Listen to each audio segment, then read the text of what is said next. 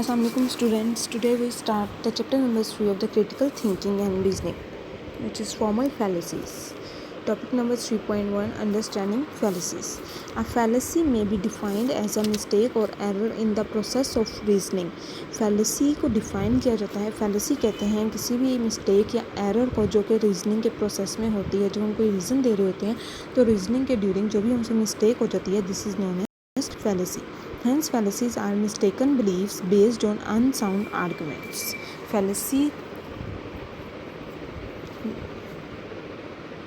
जो है वो unsound arguments are mistaken beliefs हैं based on, जो कि based करती हैं बेबुनियाद दलाइल पे या बेबुनियाद आर्गूमेंट्स पे. unsound arguments mean बेबुनियाद arguments. Thus, a fallacy is an argument that is damaged. Fallacy एक ऐसा आर्गूमेंट है जो कि डैमेज्ड है. Fallacies are derived from reasoning that is logically incorrect. Fallacies reasoning से ड्राइव हुई हैं जो कि लॉजिकली इनकरेक्ट है, मतलब उस रीज़न की कोई लॉजिक नहीं बन रही होती, उस चीज़ को हम कहते हैं fallacy. फैलेसीज undermine and arguments validity. गलतियाँ जो हैं वो आर्गूमेंट्स की सदाकत को मजरूह करती हैं. Argument becomes invalid for one of these reasons. Argument इन रीजन्स के लिए इनवैलिड होता है. Number 1 is the inadequate evidence. Number 2 is the inappropriate reasoning and number 3 is the faulty expression. Inadequate evidence कहते हैं insufficient evidence को, मतलब ना काफ़ी सबूत जो होता है, ना काफ़ी evidence जो होता है. Inappropriate reasoning मतलब नामुनासिब reasoning. ठीक है. Faulty expressions mean नाकिस इजहार faults. It is common to fall into a trap of one or more errors in reasoning. Reasoning में एक या एक से ज़्यादा गलतियों के जाल में फंस जाना एक आम बात है. It is common. ठीक है. So there is need to identify, इसलिए हमें इसको आइडेंटिफाई करने की ज़रूरत है. And explain these errors to be able to recognise and avoid them. और इन एरर्स को एक्सप्लेन करने की ज़रूरत है ताकि हम उनको रिकॉग्नाइज कर सकें और उनसे अवॉइड कर सकें, उनसे बच सकें. Cognitive scientist who study how people think. Cognitive scientist थे, उन्होंने स्टडी की कि किस तरह लोग जो हैं वो किस तरह से थिंक करते हैं. How told long list of the common errors that people make in their reasoning process. जो लोग अपनी रीजनिंग प्रोसेस में जो जो मिस्टेक्स करते हैं उसकी उन्होंने एक लिस्ट बनाई. One of these is unique and is known as the appeal to ignorance. इन सब में से एक यूनिक थी जिसका नेम है अपील टू इग्नोरेंस. ठीक है. अपील टू इग्नोरेंस मतलब ला इल्मी से appeal. It involves misusing the general lack of the knowledge or information on an issue to support an argument.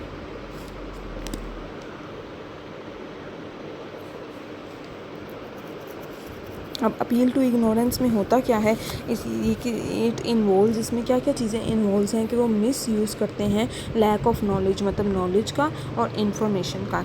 कोई भी इशू है हमारे पास, उस इशू को सपोर्ट करने के लिए जो हम आर्गूमेंट देते हैं, उस आर्गूमेंट के पीछे जो भी नॉलेज या इन्फॉर्मेशन होती है उस चीज़ की कमी की वजह से हम मिस यूज़ करते हैं. इस चीज़ को कहते हैं appeal to ignorance. This fallacy often surfaces in the debate about the relative influence.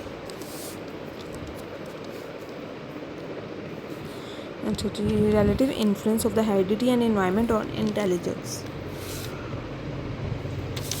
ये जो भी गलत फहमी होती है, गलत फहमी पर विरासत और माहौल के निस्बतन, मतलब उसके रिलेटिव क्या होता है हमारे पास, उसके निस्बतन असर और रसूख के बारे में अक्सर बहसों मुबाहिसे में आती है, कि मतलब अक्सर डिबेट के मामले में आती है, बहसों मुबाहिसे के मामले में आती है. A logical fallacy is an error in reasoning. Logical fallacy एक एरर है रीजनिंग में. Knowing how to spot and identify fallacies in a valuable skill. कि ये चीज़ जानना और पहचानना कि हमारी गलती कहाँ है, ये एक वैल्यूएबल स्किल है. ठीक है. Avoiding फैलेसीज enhance personal dignity and respect. फैलेसीज से अवॉइड करना मतलब मिस्टेक से अवॉइड करना, गलतियाँ कम से कम करना, एरर से अवॉइड करना, ये क्या करते हैं, हमारी पर्सनल डिग्निटी और रिस्पेक्ट को इन्हेंस करती हैं, उसको बढ़ाती हैं. Because of their variety it is a big challenge to classify fallacies. They may be classified by their structure के लिहाज से जो क्लासीफाई होती हैं, which is known as a formal fallacies, and by their content which is known as a informal fallacies. Both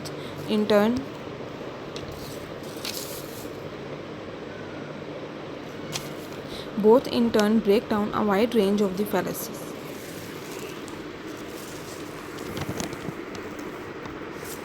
Thus, the use of the fallacies is common when the speaker lacks sound reasoning.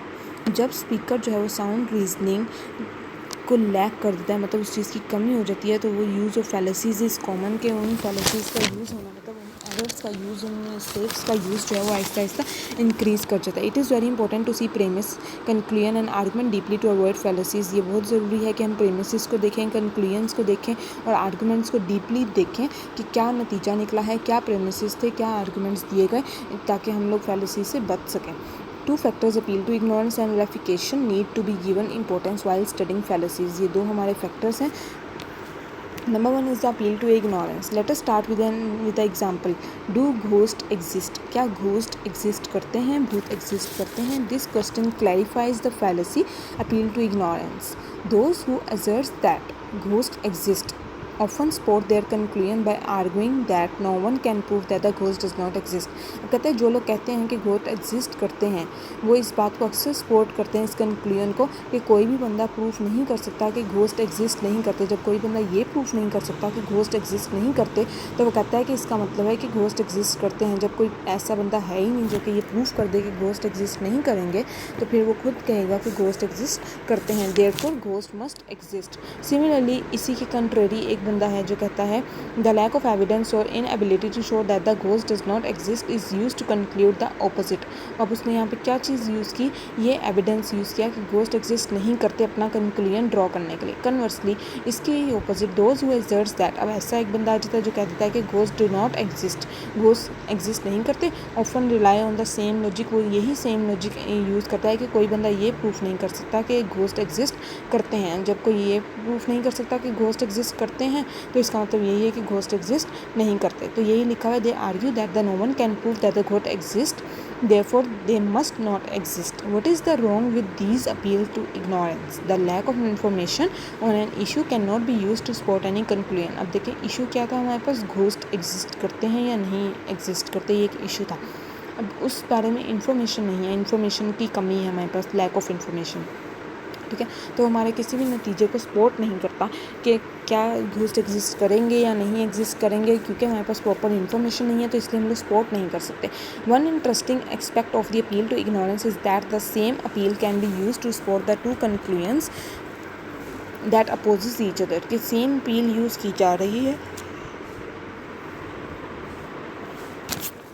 दो conclusions निकालने के लिए। अब दो conclusions निकालने के लिए जब सेम अपील यूज़ की जा रही है तो क्या हो रहा है, उससे हमारे पास ऑपोजिट कंक्लूजन्स निकल रहे हैं, ठीक है। It result from flawed reasoning, ये फ्लॉड रीजनिंग से निकलता है। फ्लॉड रीजनिंग कहते हैं नाकिस रीजनिंग को, ठीक है, नाकिस।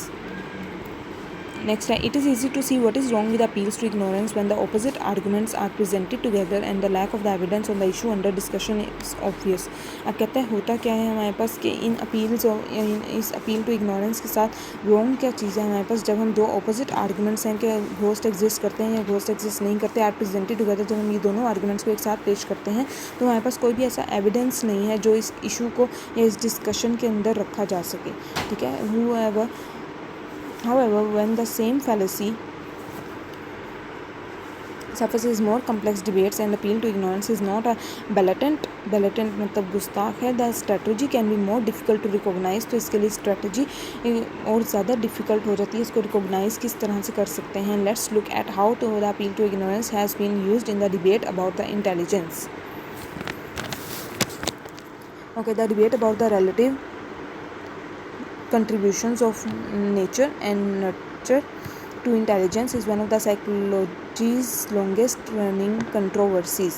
जहानत की फ़ितरत और इनकी परवरिश की रिश्तेदार शराकत के बारे में बहस से नफ्सियात का सबसे तवील तनाज़ा है, ठीक है।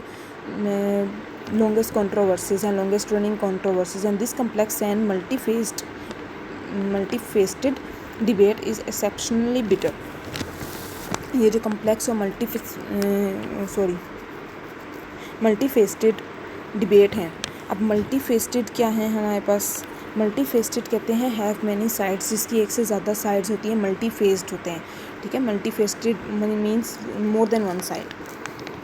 इन this debate one argument that has frequently been made is that we have little or no evidence that intelligence can be increased by the environmental interventions, therefore intelligence must be mostly inherited.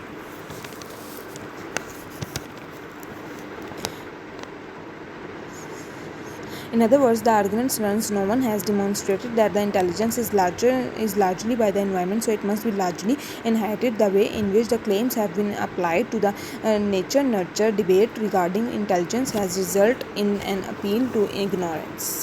ठीक है, कहता कि किसी ने ये जाहिर नहीं किया कि जहानत बड़ी हद तक माहौल के ज़रिए होती है। ठीक है, जो हमारी इंटेलिजेंस है वो रिलेट करती है ज़्यादा से ज़्यादा हमारी इन्वायरमेंट के साथ, लिहाजा आपको ये विरासत में मिलना चाहिए कि हम क्या करते हैं, हम जिस कंपनी में रहते हैं, जिस इन्वायरमेंट में रहते हैं, उसी के अकॉर्डिंग हमारी इंटेलिजेंस ज़्यादा होती है या कम होती है। जहानत के हवाले से जिस तरह से क्लेम्स को फितरत परवरिश मुबाइसे पर लागू किया जाता है, मतलब नेचर नर्चर पर जिस तरह से उसको इम्प्लीमेंट किया जाता है, जिस तरह से उसको लागू किया जाता है, इसका कंक्लूजन क्या निकलता है? इसका कंक्लूजन जहालत की अपील का नतीजा है।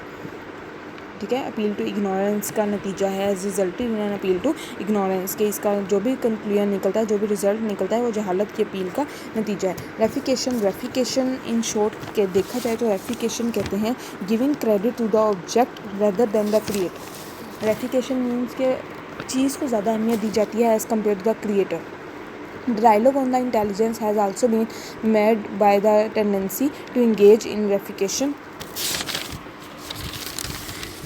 The refication occurs when a hypothetical abstract concept is given a name and then treated as though it was a concrete, tangible object.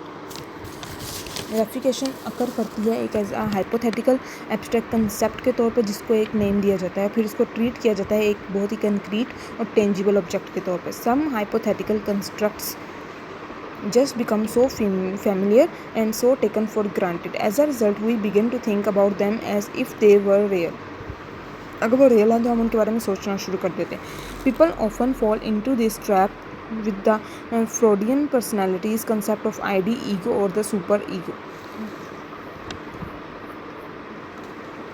कि उसके ट्रैप में आना शुरू हो जाते हैं, उस पर फंसना शुरू हो जाते हैं। Often fall into this trap, उसके ट्रैप में आते थे। For instance they begin to think of the ego as a genuine entity that can be strengthened or control. वो फ़ौरन से ये सोचना शुरू कर देते हैं कि क्या उसकी ईगो जो है वो जेन्युइन है, क्या वो स्ट्रेंथेंड है, क्या वो कंट्रोल हो सकती है। On the other side the ego is really nothing more than a hypothetical abstraction. दूसरी साइड पे देखा जाए तो क्या है, ईगो कुछ भी नहीं है। Ego is really nothing more than, वो एक हाइपोथेटिकल एब्स्ट्रैक्शन से ज़्यादा कुछ भी नहीं है। Like the ego, intelligence is nothing more than a useful abstraction of the hypothetical construct. Ego की तरह ही इंटेलिजेंस भी हमारे पास कुछ भी नहीं है more than a useful abstraction, एक यूजफुल एब्स्ट्रैक्शन या फिर हाइपोथेटिकल कंस्ट्रक्ट के तौर पर यूज़ हो सकती है। उससे ज़्यादा इंटेलिजेंस कुछ भी नहीं है। It is solely arbitrary and estimated by the paper and the pencil measures called IQ test. Yet people routinely act as if intelligence is tangible thing that can be precisely measured, changed as per desired and used to get success. This reification puts people to give much importance to the concept of the intelligence. It is wise to remember that the intelligence is no more than a concept of the environment. के हमेशा ये बात याद रखें, it is wise to remember that the intelligence is no more real than the concept of the environment. अभी हमने पहले भी देखा था कि क्या था हमारे पास के जाहिर नहीं किया कि जहानत बड़ी हद तक माहौल के ज़रिए होती है। ठीक है, replication has also occurred in the debate about the degree to which the intelligence is inherited.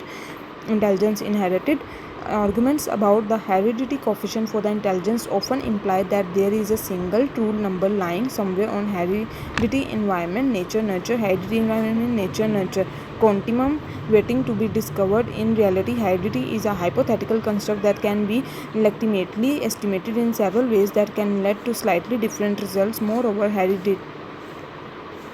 heritability ratios will vary from one population to another depending on the amount of the genetic variability and the extent of the environment. अब environment पे depend करती है population एक जगह से दूसरी जगह किस तरह से vary कर रही है, उसकी क्या ratio vary कर रही है, किस तरह से hypothetical constructs जो हैं वो heredity इससे relate कर रहे हैं, reality में कैसे हैं, heredity environment क्या है, ये सारी चीज़ें आपस में क्या है relate कर रही हैं। तो किस तरह से population एक से दूसरी जगह vary कर रही है depending on the amount of the genetic variability। तो ये depend करता है कि genetic variability पे किस तरह से जेनेटिक वेरिएबिलिटी की अमाउंट जो है वो डिपेंडिंग ऑन द अमाउंट पे डिपेंड कर रहा है, मतलब तादाद पे डिपेंड कर रहा है। किस चीज़ की तादाद, जेनेटिक वेरिएबिलिटी की तादाद पे डिपेंड कर रहा है। And the extent of the environment variability in the populations में एनवायरमेंटल वेरिएबिलिटी की एक्सटेंट भी बहुत ज़्यादा मायने रखती है, उस चीज़ पे भी डिपेंड करता है। दो चीज़ों पे डिपेंड कर रही है। पॉपुलेशन जो वेरी कर रही है heritability ratios depends on two things. Number one is the amount of the genetic variability, and second one is the extent of the environmental variability. No exactly accurate number that corresponds to true heredity await discovery. कोई accurate number नहीं है इसका. In short, it is important to understand that the hypothetical constructs have the great heuristic value in the study of the complex phenomena. जब भी हम कोई complex phenomena study करते हैं तो उस चीज़ के लिए हमें hypothetical construct को समझना बहुत ज़रूरी है. such as human thoughts, जैसा कि human के थॉट्स हैं, ह्यूमन क्या चीज़ सोचते हैं, लोग क्या सोचते हैं, इंसान क्या सोचता है, एंड बिहेवियर किस तरह से एक्ट करता है, उसका बिहेवियर क्या है. But they do not actually exist in the world, at least not in the same way that a cat or a table exist. लेकिन वो एक्चुअली उसी तरह से एग्जिस्ट नहीं करता है जिस तरह से कैट या टेबल एग्जिस्ट करता है. In the same way that the cat or the table exist. तो ये था हमारा first topic, understanding fallacies. Hopefully सबको क्लियर होगा. ओके, अल्लाह हाफिज़.